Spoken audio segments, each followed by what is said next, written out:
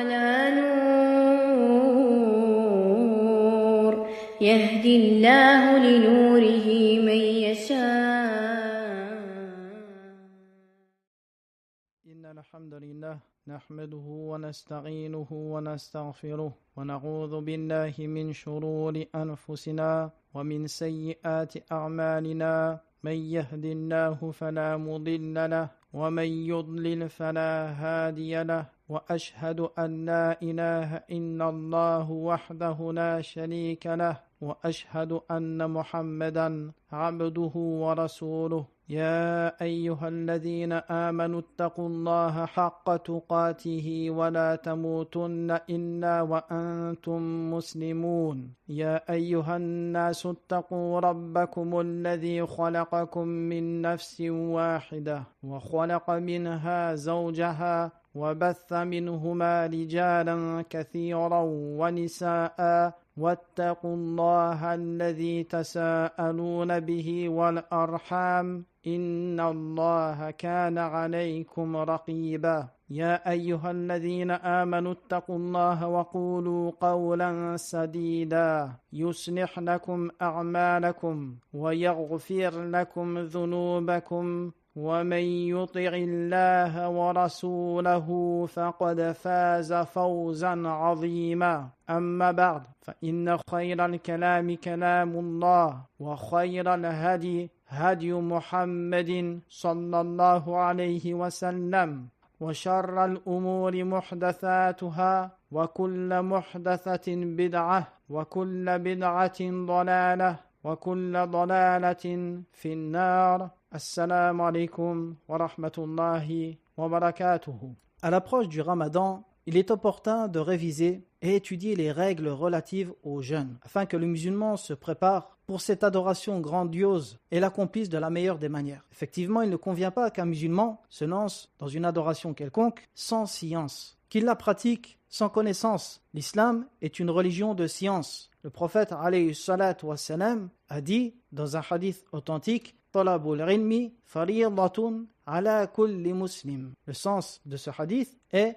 l'étude de la science est obligatoire pour tout musulman. Ce qui est voulu ici, c'est la science par laquelle vous allez pratiquer votre religion. Que cette science concerne le dogme, la croyance ou le culte, les adorations. Alors, dans la conférence d'aujourd'hui, nous n'allons pas parler des règles relatives au jeûne. J'en ai parlé dans une série de cours simplifiés et je vous renvoie vers celle-ci. Plutôt dans la conférence du jour, nous allons parler du jeûne de manière générale. Nous allons aborder certains attraits du jeûne, nous allons parler de ses sagesses, afin de mieux comprendre cette adoration, pourquoi Allah l'a légiféré, quelles sont les sagesses qu'il renferme et les bienfaits que nous en tirons. Sachez, barakallahu fikum, qu'Allah Ta'ala, par miséricorde et sagesse, a diversifié les adorations de ses serviteurs, afin de distinguer qui sont les meilleurs d'entre eux et leur permettre d'obtenir les plus hauts degrés dans l'au-delà. De même qu'il a mis à disposition de l'homme pour son adoration 3 outils principaux qui sont le cœur, la langue et le corps. Par exemple, par la langue,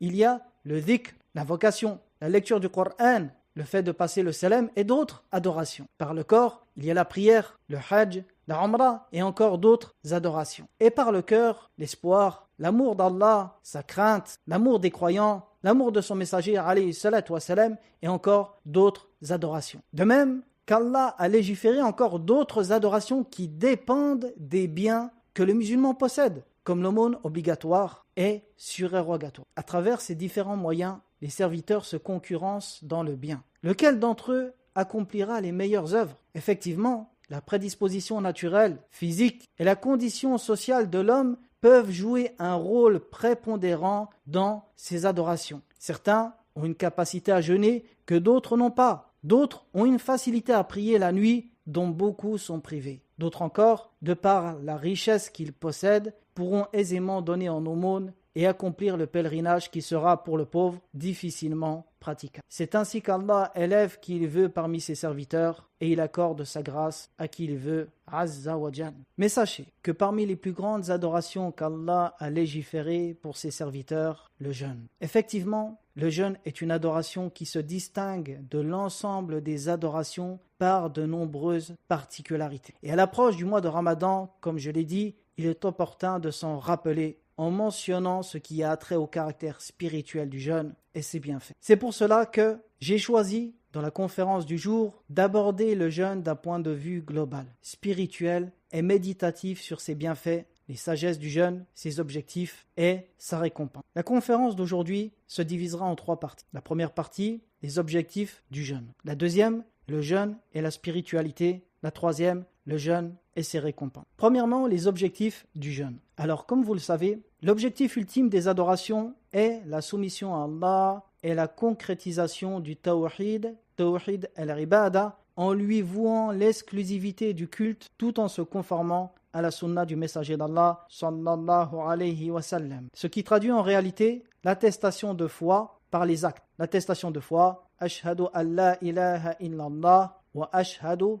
anna muhammadan rasulullah. La première phrase englobe l'unicité et le rejet de toute forme de polythéisme. Quant à la deuxième phrase, elle implique la croyance au messager d'Allah sallallahu alayhi wa sallam et en ce qu'il a informé, son obéissance et le suivi exclusif de sa sunna sans la transgresser. C'est ce que certains savants appellent le monothéisme dans le suivi unique du messager d'Allah sallallahu alayhi wa sallam. Et toute la religion repose sur ces 2 fondements. L'exclusivité du culte pour Allah et l'exclusivité du suivi pour le prophète alayhi salatu wassalam. Mais sachez qu'il existe en deçà de là, pour chaque adoration, des objectifs secondaires qui renferment d'innombrables sagesses que nous allons aborder plus en détail. L'imam al-Shatibi al-Maliki rahmatullahi alayhi dit dans son livre Al-Muwafaqat: il existe dans toutes les adorations des intérêts liés à la vie future et des intérêts mondains. Mais tous, sans exception, ne servent qu'à l'objectif principal qui est la soumission à Allah et son adoration. C'est-à-dire qu'il y a dans les adorations des objectifs et des sagesses, qui sont des outils et des moyens pour concrétiser l'objectif ultime qui est la soumission à Allah et son tawhid. Tout d'abord, sachez que, d'un point de vue général, on peut classer les adorations en islam en 2 catégories, d'un point de vue général. La première catégorie, les ordres, et la deuxième, les interdits. C'est-à-dire que les ordres se manifestent par des actions concrètes, comme la prière, l'aumône ou le pèlerinage, tandis que les interdits impliquent l'abstinence et la retenue de certains actes. Et c'est ce que les savants désignent par le terme al-af'al wa at-turuk, qu'on peut traduire par les actions et les abstentions. D'accord ? Donc chaque adoration rentre dans cette catégorie ou celle-là, ou peuvent même englober les 2 et on va en parler. Donc toutes les adorations en islam reposent sur le principe fondamental de suivre ce qu'Allah a ordonné et d'éviter de délaisser ce qu'il a interdit. Et c'est ainsi que l'âme s'éduque, en la forçant à accomplir ce qu'elle peut trouver difficile par paresse et en la restreignant dans ce qu'elle désire. Et ceci est le plus haut degré du djihad, ce qu'on appelle djihad an-nafs, la lutte contre soi-même, qui est un effort d'éducation et de maîtrise pour éviter que l'âme ne mène la personne à la corruption et à la perdition. Allah dit dans son livre « Inna an-nafsa la ammaratun bis-su illa ma rahima rabbi » dans le sens du verset, l'âme est très incitatrice au mal, excepté ceux à qui mon Seigneur a fait miséricorde. Maintenant que nous avons compris ce principe, que chaque adoration revient à un de ces 2 principes, c'est-à-dire le fait de suivre ce qu'Allah a ordonné et le délaissement de ce qu'il nous a interdit. Où situons-nous le jeûne dans tout ça ? Eh bien, sachez que le jeûne se distingue des autres adorations par le fait qu'il se concrétise par les 2 catégories d'adoration qui sont l'ordre et les interdits, l'action et l'abstinence en même temps. Effectivement, le jeûne englobe les interdits qui sont les annulatifs du jeûne, que le musulman doit délaisser, et également les ordres comme la rupture du jeûne, l'intention et l'aumône. Il est également, pendant le mois de Ramadan, accompagné d'autres adorations fortement recommandées que je vais mentionner après. Cependant, le jeûne atteint le plus haut degré d'abstinence par le délaissement de ce qui est à la base même de tous les désirs de l'homme et ce dont il a le plus besoin dans son quotidien, c'est-à-dire manger, boire et avoir des rapports. Ainsi, l'homme atteint par le jeûne le point culminant de la privation de son âme, le combat de ses désirs par soumission et foi. Il délaisse par amour d'Allah, obéissance et soumission, ce qu'il chérit le plus et ce dont il ne peut se passer. Car l'islam tout entier repose sur l'amour du Créateur et l'amour de son messager alayhi salatu wassalam. Cheikh Abdurrahman as-Sa'di rahimahullah ta'ala dit dans son tafsir, la base du tawhid est son âme et l'amour, exclusif d'Allah seul. Il dit, la base du tawhid est son âme et l'amour exclusif d'Allah seul. Il est la base de l'adoration et de son culte. Il est l'essence même de l'adoration. Le tawhid ne peut être complet jusqu'à ce que l'amour du serviteur pour son Seigneur le soit et qu'il précède tout ce qu'il aime, d'autre est le vain. Et ceci est donc une des plus grandes sagesses et un des plus grands objectifs pour lesquels le jeûne fut prescrit. C'est-à-dire concrétiser l'amour d'Allah, car point d'adoration et de monothéisme sans amour. Ibn al-Qayyim, rahimahullah ta'ala, dit dans Zad al-Ma'ad, c'est le fait de délaisser les choses bien aimées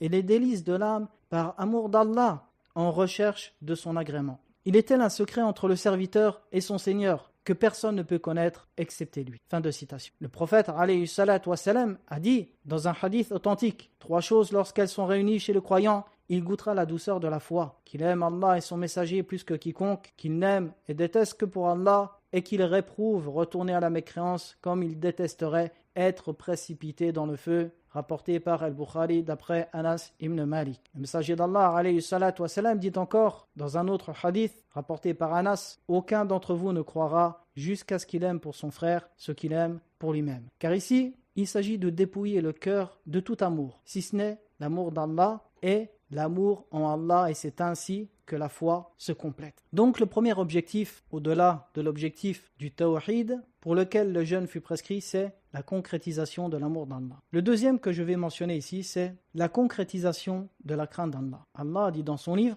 Ya ayyuhalladhina amanu kutiba alaykumus siyam kama kutiba alal ladhina min qablikum la'allakum tattaqun. Ô vous qui avez cru, il vous a été prescrit le jeûne comme il fut prescrit à ceux qui vous ont précédés, il se peut que vous craindrez. Tattaqun, ça vient de at-taqwa, la crainte d'Allah. Ibn Sirdi dit dans son exégèse, le jeûne est une des plus grandes causes de piété, car il englobe l'observation des ordres d'Allah et le délaissement de ses interdits. Parmi les exemples de piété comprises dans le jeûne, le fait que le jeûneur délaisse ce qu'Allah lui a interdit, comme nourriture, boisson et rapport, ce que l'homme désire en temps normal, et ceci dans le seul but de se rapprocher de lui en espérant sa récompense. Également, le jeûne restreint l'emprise du shaytan sur l'homme, car ce dernier circule dans l'enfant de Adam comme circule le sang. Ainsi, le jeûne l'affaiblit et les péchés diminuent. Parmi la piété du jeûne également, le jeûneur généralement multiplie les adorations, ce qui fait partie des caractéristiques de la piété. Également, lorsque le riche goûte à l'amertume de la faim, cela provoque chez lui de l'empathie envers les pauvres et les indigents, et ceci rentre également dans la piété. Fin de citation. Ibn al-Qayyim dit dans Al-Fawaid, il dit que la piété a 3 degrés. Le premier degré, préserver le cœur et les membres des péchés et des interdits. Le deuxième degré, les préserver des choses détestables. Et le troisième, les préserver des choses sans importance. Il dit, du premier degré dépend la vie du serviteur, c'est-à-dire la vie spirituelle, la vie du cœur, de la foi. Du second dépend sa force et sa santé. Et du troisième dépend sa joie et sa gaieté. Fin de citation. Le troisième objectif, éduquer l'âme à la sincérité dans le culte d'Allah. Effectivement, le jeûne est une adoration cachée et secrète. On peut au quotidien côtoyer des jeûneurs sans que rien ne transparaisse de leur jeûne. Comme le dit si bien Ibn al-Qayyim, il dit, il est un secret entre le serviteur et son Seigneur dont personne n'a connaissance si ce n'est lui, c'est-à-dire le Seigneur. Lorsque l'âme, de par sa nature, aime les éloges, elle aime l'amour des gens, le prestige, et qu'elle a un besoin inné de reconnaissance, l'ostentation est l'un des plus grands obstacles que doit surmonter le musulman dans le culte de son Seigneur. C'est la raison pour laquelle le prophète alayhi salatu wassalam a dit « Ce que je crains le plus pour vous est le polythéisme mineur, l'ostentation ». Effectivement, l'ostentation est un océan qui n'a point de rivage et peu sont ceux qui en sont préservés, comme l'a dit Ibn al-Qayyim rahimahullahu ta'ala. L'ostentation corrompt les adorations du serviteur ou les annule, en provoquant la perte de ses efforts et de son temps dans ce bas monde. Il s'expose ainsi au châtiment et à la colère de son Seigneur, car Allah ne pardonne pas qu'on lui donne des associés. Ibn al-Qayyim dit, les actes sans sincérité et sans suivi du prophète alayhi salatu wassalam sont comparables à un voyageur qui remplit son sac de sable dont il ne tire aucun profit, si ce n'est le poids de ce fardeau. Fin de citation. Sachez que la sincérité dans les actes est chère et précieuse. Elle demande une véritable lutte intérieure pour l'acquérir et la préserver. À tel point où l'imam Sufyan al-Thawri, rahimahullahu ta'ala, qui fait partie des grands imams parmi les salafs, disait « Par Allah, je n'ai rien eu à corriger de plus dur pour moi que mon intention », c'est-à-dire la sincérité dans l'intention. Et le jeûne constitue indéniablement un entraînement de l'âme à la sincérité. Pourquoi ? Car le jeûne la force à se conformer à l'ordre divin dans ce qui est invisible aux gens. Ainsi, elle raffermit le lien étroit entre le serviteur et son Seigneur en secret. Et de la sorte, sa sincérité augmente. De plus, le délaissement des besoins essentiels pendant le jeûne apporte lucidité et clairvoyance aux musulmans, ce qui le conduit naturellement à négliger la recherche des éloges et la reconnaissance des autres. Il prend conscience à ce moment qu'est-ce qui est important et qui mérite vraiment de rechercher son agrément. Et c'est pourquoi il est rare de voir quelqu'un jeûner par ostentation, contrairement à des actes comme la prière, talabul ilm, l'étude de la science, ou l'aumône, où l'on peut souvent y faire preuve d'ostentation. Le quatrième objectif, purifier l'âme et l'éduquer en brisant ses désirs. L'âme est de par sa nature incitatrice au mal, excepté ce qu'Allah a préservé. Seulement, Allah a enseigné et accordé à l'homme des moyens de se préserver de la domination malsaine de l'âme, comme la prière, le jeûne et le rappel d'Allah. Allah a dit dans son livre « Inna as-salata tanha anil fahsha'i wal munkar wa la dhikrullahi akbar » dans le sens du verset. Et certes, la prière préserve de la turpitude et du blâmable, et le rappel d'Allah est plus grand encore. Ibn Sirdi dit dans l'exégèse, c'est-à-dire que lorsque le serviteur accomplit la prière en complétant ses piliers et conditions avec dévotion, son cœur s'illumine, se purifie et sa foi augmente. C'est alors que son désir de faire le bien augmente et son désir du mal diminue, voire disparaît. Et le jeûne constitue une des plus grandes armes pour dominer l'âme et la soumettre, et soumettre ses penchants à se conformer à la législation. Car le jeûne consiste à délaisser ce qui est le plus cher à l'homme, c'est-à-dire manger, boire et les rapports intimes. Toutes ces choses qui sont pour lui en temps normal licites deviennent pour lui, pendant un certain laps de temps, illicites. Le jeûneur acquiert ainsi une véritable force et volonté dans le délaissement des interdits par soumission à Allah jusqu'à ce qu'ils deviennent même dérisoires en comparaison à ce qu'il s'abstient par le jeûne. Lorsqu'il a délaissé ce qui est pour lui licite en temps normal, eh bien, délaisser ce qui est illicite devient facile. Et la purification de l'âme passe obligatoirement par l'abandon des péchés et la contrainte à l'obéissance. Allah dit dans son livre « Qad aflaha man zakkaha » c'est-à-dire « a certes réussi celui qui la purifie ». Al-Barawi dit dans son exégèse « Et heureuse et victorieuse l'âme qu'Allah a purifiée », c'est-à-dire qu'il l'a réformée et purifiée des péchés et l'a facilité à l'obéissance. Fin de citation. L'imam Al-Qurtubi mentionne dans son tafsir qu'il fut rapporté du prophète alayhi salatu wa salam. D'après Ibn Abbas, il dit « Que dites-vous d'un compagnon lorsque vous l'honorez? Le nourrissez, le vêtissez, il vous conduit à la pire destination. Et lorsque vous l'humiliez, l'affamez, il vous emmène à la meilleure destination. » Les compagnons dirent alors « C'est le pire des compagnons de la terre. » Et le prophète alayhi salatu wa salam dit « Ce compagnon est vos âmes qui se tient entre vos flancs. » Le cinquième objectif, le délaissement des péchés. Le prophète alayhi salatu wa salam a dit dans le hadith de Ibn Mas'ud « Celui qui ne peut pas se marier, qu'il jeûne, il sera pour lui une protection. » Les savants ont dit, c'est-à-dire une protection des péchés. Effectivement, le jeûne implique la privation des fondements de tous les désirs de l'homme. Les fondements de tous les désirs de l'homme sont la nourriture, le besoin de manger, la boisson, le besoin de boire et les rapports intimes. Si vous méditez l'ensemble des péchés commis sur terre, vous trouverez qu'ils ont généralement pour cause ces trois choses. Constatez le nombre de vols, de meurtres, de viols, de mensonges et de triches commis sur terre dans l'unique but d'acheter de quoi manger ou boire ou de satisfaire ses besoins intimes. Quant au polythéisme, il est le seul péché qui n'est pas issu des désirs innés de l'âme, comme l'ont mentionné les savants. Et c'est la raison pour laquelle Allah a qualifié celui qui se détourne du monothéisme pur sur lequel était Ibrahim, il l'a qualifié dans son livre, il a certes semé son âme dans la sottise. Effectivement, le polythéisme est contraire à la prédisposition humaine, contrairement aux autres péchés dont l'âme est naturellement encline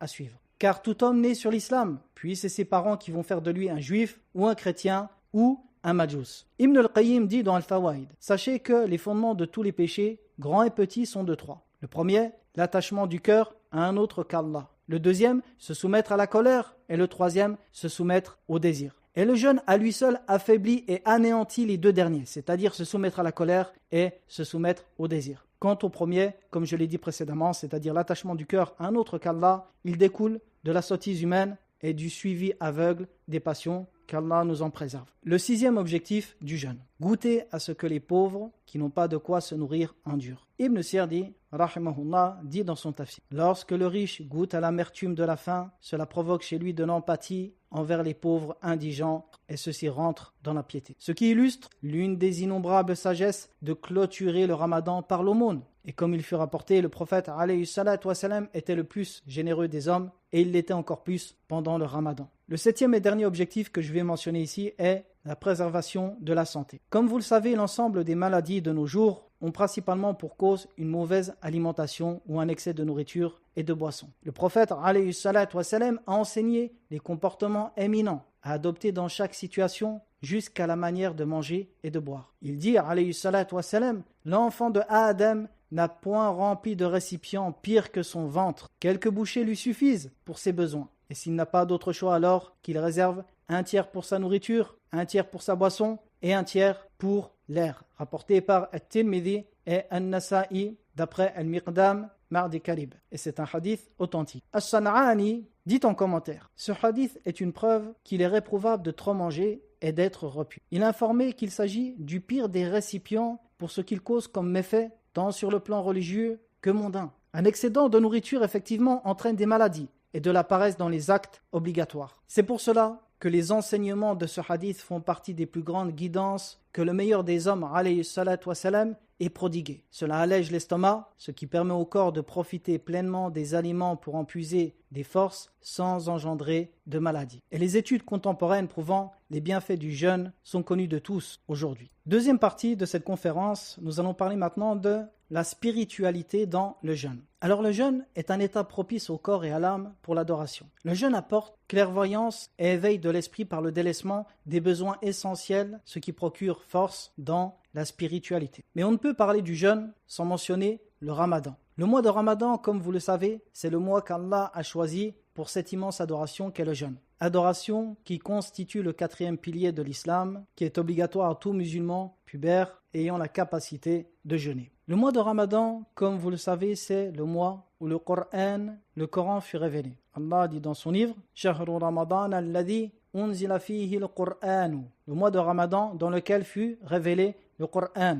Et dans un autre verset: Inna anzalnahu fi laylatil qadr. Et nous l'avons révélé dans la nuit du destin. Le mois de Ramadan, c'est également le mois des grandes victoires de l'islam, telles que la bataille de Badr et la conquête de la Mecque. Toutes deux furent pendant le mois de Ramadan. C'est le mois également qui renferme la plus importante des nuits de toute l'année, la nuit du destin, Laylatul Qadr. C'est le mois où les grands shayatins sont enchaînés, afin d'accorder aux pécheurs l'occasion de se repentir et aux obéissants l'occasion de se dépasser. C'est le mois où les portes du paradis sont largement ouvertes et celles de l'enfer se referment. C'est le mois de la générosité, de la bienfaisance et des veillées en prière. L'imam Muslim rapporte que le messager d'Allah alayhi salatu wassalam a dit: lorsque le ramadan débute, les portes de l'enfer se referment, celles du paradis sont ouvertes et les shayatines sont enchaînées. C'est ainsi qu'Allah facilite aux croyants, par ce climat propice et l'abondance du bien dans ce mois, la multiplication des bonnes actions. Ibn al-Qayyim dit: fait partie de la guidance du prophète alayhi salatu wassalam pendant le ramadan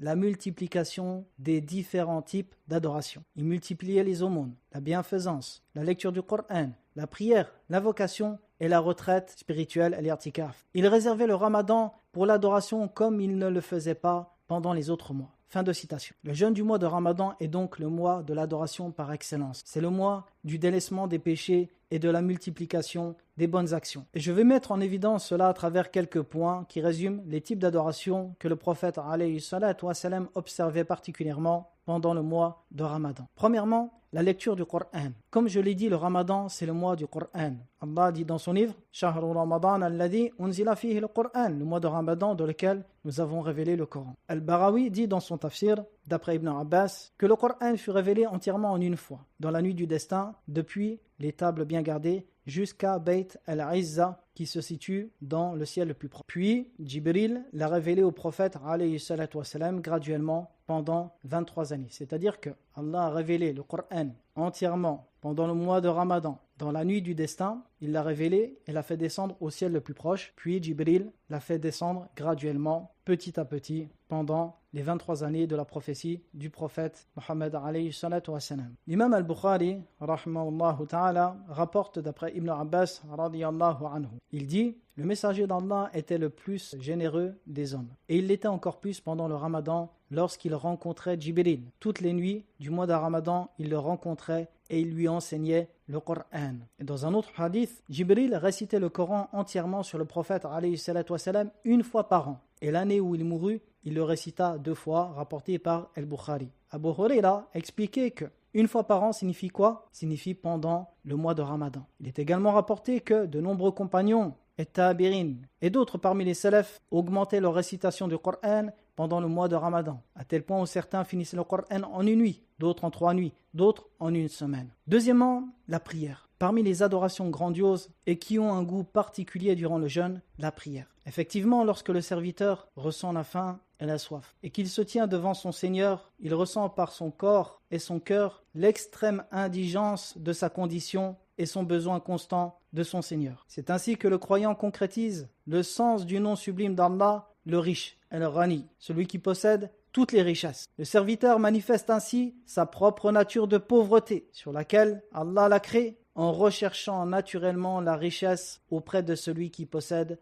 le royaume des cieux et de la terre. Sahl ibn Abdillah at-Tusturi a dit: sache qu'il n'existe pas de chemin plus court entre le serviteur et son Seigneur que le fait d'exprimer son besoin envers lui. C'est-à-dire que parmi les plus grandes adorations, le fait de manifester le besoin, l'indigence qu'on a envers le Créateur. Également, la prière est un acte de dévotion et de soumission par excellence. Le serviteur pose la partie de son corps la plus noble, son visage, contre la terre par crainte et dévotion. Et lorsque la prière coïncide avec le jeûne qui l'affaiblit physiquement, mais l'éveille spirituellement, il y trouve un refuge et une quiétude qui lui font oublier la faim et la soif. De plus, comme vous le savez, les nuits de Ramadan sont animées par les veillées nocturnes, par les prières de At-Tarawih. Le prophète alayhi salatu wa salam a dit: celui qui veille en prière les nuits de Ramadan, parfois, et dans l'espoir de la récompense, verra ses péchés effacés, rapportés par Al-Bukhari et Muslim, d'après Abu Huraira. Donc les prières surérogatoires sont particulièrement légiférées pendant le mois de Ramadan. Et la prière, comme je l'ai mentionné, a un goût particulier pendant ce mois. Troisièmement, l'aumône. Le mois de Ramadan, c'est le mois de la générosité et des aumônes. En effet, lorsque les jeûneurs éprouvent la faim et la soif, celles que peuvent ressentir les pauvres tout au long de l'année, la compassion et l'empathie les touchent, ce qui les pousse à partager ce qu'ils possèdent. L'imam al-Bukhari rapportait de Ibn Abbas radiyallahu anhu qu'il dit: le messager d'Allah alayhi salatu wa salam était le plus généreux des hommes, et il l'était encore plus pendant le Ramadan lorsqu'il rencontrait Jibril alayhi salam. Également, le prophète alayhi salatu wa salam a encouragé l'aumône pendant le jeûne dans de nombreux hadiths. Parmi ceux-ci, dans le sens de ses propos, celui qui accorde à un jeûneur ce par quoi il rompt le jeûne aura la même récompense que le jeûneur sans rien diminuer de sa récompense. Également, comme vous le savez, le jeûne de Ramadan est clôturé par cette aumône qu'on appelle Zakatul Fitr. Et dans un hadith, il fait rapporter du prophète alayhi salatu wa salam qu'il dit: Arnuhum anit tawafi fi hadha al-yawm, ce qui veut dire suffisez-les à quémander aujourd'hui, c'est-à-dire les pauvres, qu'ils aient ce qui leur suffit pendant la journée de El-Eid. Parmi les adorations également qu'on peut mentionner pour le mois de Ramadan, la Umrah. La récompense de la Umrah pendant le mois de Ramadan est supérieure à celle de la Umrah effectuée le reste de l'année. Le prophète alayhi salatu wa salam a dit dans un hadith rapporté par Al-Bukhari Muslim d'après Ibn Abbas que le prophète alayhi salatu wa salam a dit: une Umrah pendant le Ramadan équivaut à un Hajj ou un Hajj en ma compagnie. La dernière adoration que je vais mentionner ici, même s'il y en a d'autres, est certainement une des plus grandes. C'est le repentir. Sachez que le repentir est une des plus grandes et immenses adorations. Parmi les noms sublimes d'Allah, At-Tawwab, qui signifie celui qui accueille largement le repentir de ses serviteurs. Le repentir est une adoration que le serviteur doit obligatoirement concrétiser dans cette vie, car il n'existe point d'homme qui ne commet pas de péché. L'imam At-Tirmidhi, rahimahullah ta'ala, rapporte d'après Abu Huraira, radiyallahu anhu, que le prophète sallallahu alayhi wa sallam a dit: lorsque la première nuit de Ramadan arrive, les shayatin et les djinns rebelles sont enchaînés. Les portes du feu sont refermées et celles du paradis sont toutes ouvertes. Un appeleur appelle: ô toi qui veux faire le bien, accours. Ô toi qui veux faire le mal, cesse. Dans un autre hadith, toujours rapporté par Abu Huraira, radiyallahu anhu, le prophète alayhi salatu wa salam a dit: celui qui jeûne le Ramadan parfois et recherche la récompense verra ses péchés pardonnés. Effectivement, le mois de Ramadan est le mois propice au repentir. Et c'est pour cela, même si le repentir est légiféré en tout temps, Allah a appelé ses serviteurs au repentir dans de nombreux versets. « Wa tubu ilallahi jami'an » et repentez-vous tous à Allah. Dans un autre verset, « Ya ayyuhalladhina amanu tubu ilallahi tawbatan nasuha » dans le sens du verset, « Ô vous qui avez cru, repentez-vous à Allah d'un repentir sincère. » Le repentir est donc légiféré en tout temps seulement. Lorsque pendant le mois de Ramadan, les shayatin qui excitent les hommes sont enchaînés, les tentations de l'homme diminuent